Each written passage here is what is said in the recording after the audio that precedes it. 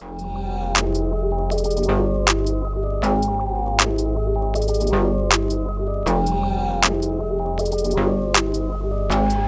guys, Sam here. Definitely nice to see you again. Thank you for visiting my book review channel. Feel free to subscribe for regular schedule updates. Let's get down to business. Today's book review is again on another favorite. I know you're like, how many favorite books do you have? But you know I'm a book lover, so naturally I'm gonna have a lot of favorites. But this, guys, this book right here is like top 2% of all time, okay? This is The Alchemist, and I'm sure most of you have either heard about this book, if not already read it. It's like one of the most popular books in the world. It was written in almost like how many different languages? Like 20 different languages, over 40 million copies sold. So if you haven't heard about it, definitely get your copy today.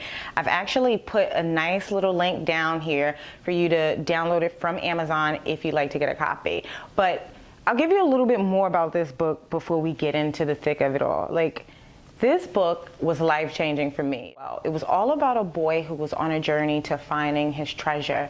And I think that treasure represented more than just riches, right? It was a metaphor for finding himself and the essence of his being. And the process, though, is really what was so enlightening and was so entertaining. Paulo Coelho did an amazing job providing a storyline and a set of instructions and just a path, just carving out the path for the boy to find himself. And one of my favorite quotes out of this book is that treasure is uncovered by the force of flowing water, but it's also buried by that same current. So that's definitely a lot to think about.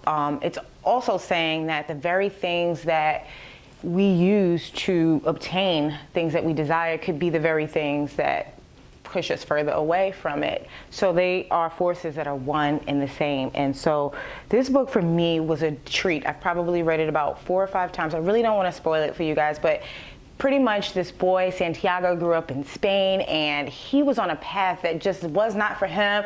He was following the path that his parents had laid out for him to become the shepherd and just, you know, do what his father's done before and his father's father had done before. And he was like, nah, I don't want to do that.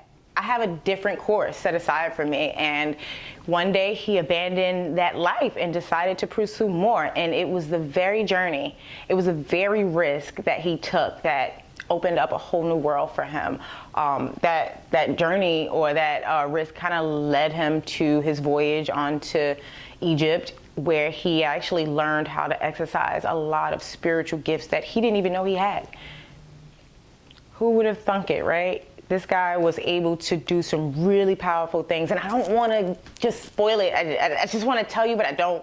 And it's killing me, but it's not. And I really want you to read it because it was such a treat. It's only about 155 pages of pure entertainment. Guys, get your copy today. The Alchemist by Paulo Coelho. Also, definitely, if you've already read this book, I want to hear from you. What's your take on it?